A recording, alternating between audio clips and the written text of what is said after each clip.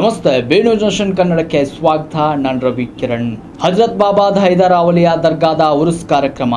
ಮುಳಬಾಗಿಲು ನಗರದ ಹಜರತ್ ಬಾಬಾ ಹೈದರ್ ಅವಲಿಯಾ ದರ್ಗಾದ ಉರುಸ್ ಪ್ರಯುಕ್ತ ಮಾರ್ಚ್ 17ರಿಂದ 21ರವರೆಗೂ ವಿಶೇಷ ಕಾರ್ಯಕ್ರಮಗಳು ನಡೆಯಲಿವೆ ಅಂತ ಪತ್ರಿಕಾಗೋಷ್ಠಿಯಲ್ಲಿ ತಿಳಿಸಲಾಯಿತು.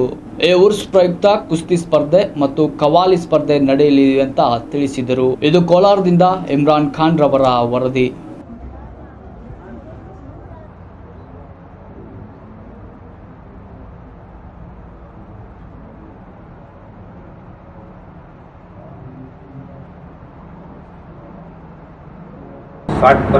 उर्स है, उर्स शरीफ है।